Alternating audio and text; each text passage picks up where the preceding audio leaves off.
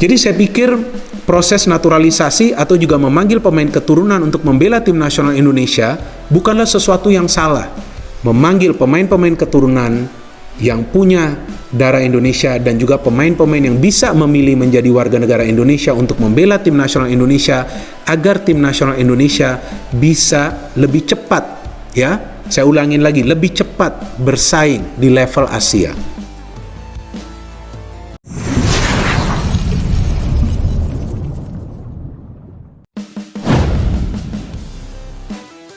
Lini depan timnas kurang ganas. Ketum PSSI umumkan pengganti Ulla Romeni dan Mauro Zijlstra diganti oleh Victor Gyökeres dan Erling Haaland.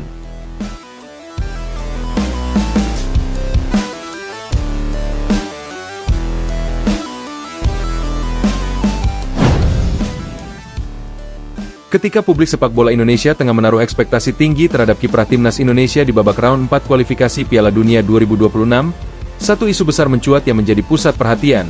Lini depan Garuda dianggap masih kurang ganas.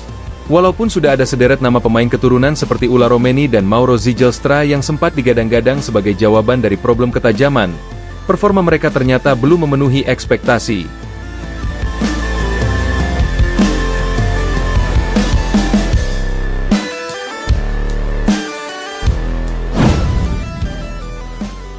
Bahkan dalam beberapa laga uji coba maupun pertandingan resmi di round 3 lalu, Indonesia kerap kesulitan mencetak gol meskipun menguasai jalannya pertandingan. Hal ini membuat kritik tajam bermunculan, baik dari media nasional maupun internasional.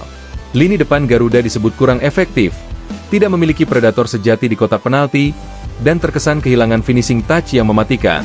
Melihat realita tersebut, Ketua Umum PSSI Erick Thohir membuat pengumuman mengejutkan yang mengguncang jagat sepak bola Asia. Dalam konferensi pers yang digelar di Jakarta, Erick menyatakan bahwa PSSI telah resmi mengganti Ulla Romeni dan Mauro Zijlstra dengan dua bomber kelas dunia, Victor Gyökeres dan Erling Haaland. Kabar ini sontak membuat geger, karena keduanya bukan sekadar striker biasa, melainkan mesin gol yang sudah terbukti di Eropa. Kritik atas performa lini depan timnas. Sebelum pengumuman bombastis ini, kritik keras terhadap kinerja lini depan Indonesia memang sudah sering terdengar. Ulla Romeni, meski punya mobilitas tinggi, dianggap kurang tajam dalam penyelesaian akhir.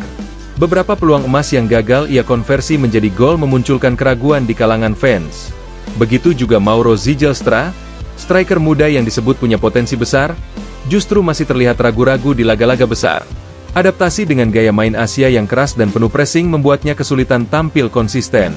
Media Vietnam sempat menyindir bahwa Indonesia hanya unggul di tengah dan belakang, namun lini depannya mandul.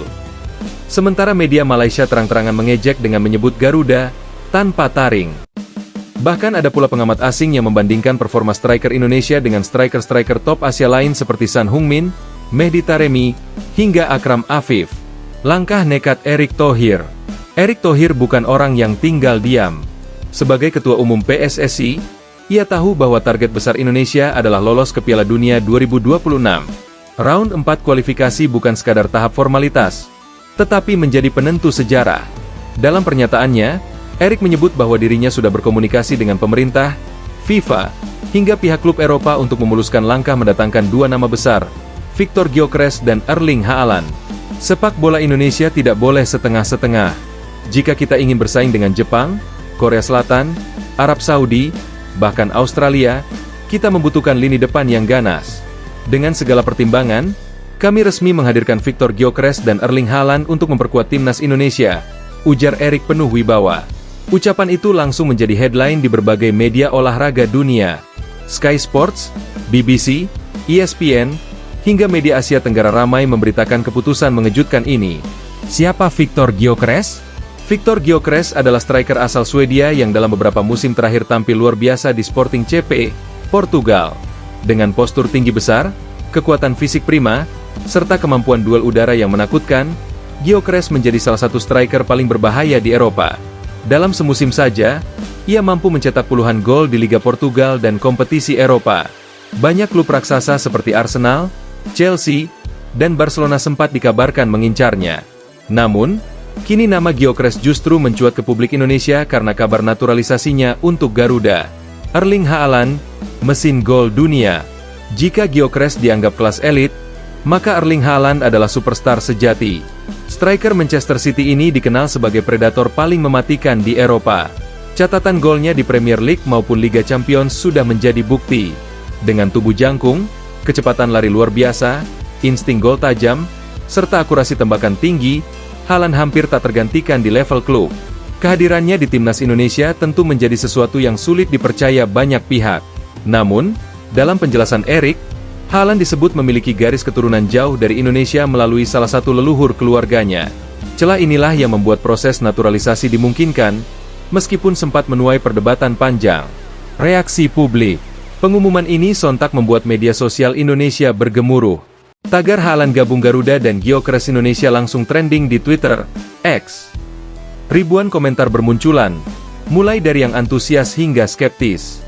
Seorang netizen menulis, dengan Haaland dan Gyökeres, lawan kita di Asia pasti gemetar. Siap-siap sejarah baru timnas Indonesia. Sementara itu, ada pula yang masih tak percaya. Masa iya sih? Haaland yang gajinya miliaran per minggu mau main di Indonesia? Kayak mimpi. Di luar negeri, media-media besar ikut memberi sorotan. Marca dari Spanyol menulis, Indonesia, the new giant of Asia with Haaland and Gyökeres. Sedangkan The Guardian menilai langkah ini sebagai gebrakan luar biasa yang bisa mengubah peta sepak bola Asia. Dampak pada tim. Kehadiran Gyökeres dan Haaland tentu akan mengubah wajah lini depan timnas Indonesia secara drastis. Kombinasi mereka diperkirakan akan memberikan opsi berbeda bagi pelatih Patrick Kluivert. Jika sebelumnya Garuda kerap kesulitan menembus pertahanan lawan, kini dengan adanya dua mesin gol itu, peluang mencetak gol diakini akan lebih banyak tercipta. Bahkan lawan-lawan sekelas Jepang dan Korea pun diperkirakan akan lebih berhati-hati menghadapi Garuda. Namun, muncul pula pertanyaan soal adaptasi. Apakah Haaland dan Gyökeres bisa cepat menyatu dengan pemain lokal seperti Marcelino Ferdinand, Ricky Kambuaya, atau Rafael Struijk? Itulah tantangan yang harus dijawab oleh tim pelatih. Kontroversi dan pro kontra. Meski banyak yang bersorak gembira, tidak sedikit pula pihak yang mengkritisi langkah ini. Sebagian pengamat menilai naturalisasi pemain kelas dunia bisa membunuh kesempatan pemain lokal. Ada pula yang menilai langkah ini terlalu ambisius dan justru berpotensi memicu kecemburuan negara lain. Media Malaysia bahkan mengejek dengan menyebut Indonesia membeli jalan menuju Piala Dunia. Namun Erick Thohir dengan tegas menjawab, naturalisasi bukan sekadar beli pemain. Ini adalah strategi besar untuk memperkuat tim nasional, sekaligus membawa nama Indonesia lebih tinggi di panggung dunia. Target besar. Dengan hadirnya Gyökeres dan Haaland, target Indonesia tidak lagi sebatas lolos ke Piala Dunia 2026, tetapi juga tampil kompetitif di turnamen tersebut. Bahkan beberapa pengamat optimistis Garuda bisa membuat kejutan seperti Korea Selatan di Piala Dunia 2002, atau Maroko di 2022. Para supporter pun mulai bermimpi jauh, menyanyikan Indonesia Raya di stadion besar Amerika Serikat, Meksiko, atau Kanada, dengan Haaland dan Gyökeres berdiri tegak di barisan Garuda. Penutup, keputusan mengganti Ula Romeni dan Mauro Zijlstra dengan Victor Gyökeres serta Erling Haaland menjadi langkah paling mengejutkan dalam sejarah sepak bola Indonesia. Apapun pro dan kontranya, fakta ini menunjukkan bahwa PSSI di bawah kepemimpinan Erick Thohir benar-benar serius membangun timnas yang tangguh. Lini depan timnas kurang ganas. Ketum PSSI umumkan pengganti Ula Romeni dan Mauro Zijlstra diganti oleh Victor Gyökeres dan Erling Haaland.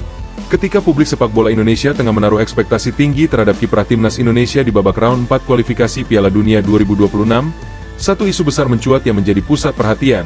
Lini depan Garuda dianggap masih kurang ganas. Walaupun sudah ada sederet nama pemain keturunan seperti Ula Romeni dan Mauro Zijlstra yang sempat digadang-gadang sebagai jawaban dari problem ketajaman, performa mereka ternyata belum memenuhi ekspektasi. Bahkan dalam beberapa laga uji coba maupun pertandingan resmi di round 3 lalu, Indonesia kerap kesulitan mencetak gol meskipun menguasai jalannya pertandingan. Hal ini membuat kritik tajam bermunculan, baik dari media nasional maupun internasional. Lini depan Garuda disebut kurang efektif, tidak memiliki predator sejati di kotak penalti, dan terkesan kehilangan finishing touch yang mematikan. Melihat realita tersebut, Ketua Umum PSSI Erick Thohir membuat pengumuman mengejutkan yang mengguncang jagat sepak bola Asia. Dalam konferensi pers yang digelar di Jakarta, Erick menyatakan bahwa PSSI telah resmi mengganti Ula Romeni dan Mauro Zijlstra dengan dua bomber kelas dunia, Victor Gyökeres dan Erling Haaland. Kabar ini sontak membuat geger, karena keduanya bukan sekadar striker biasa, melainkan mesin gol yang sudah terbukti di Eropa. Kritik atas performa lini depan timnas.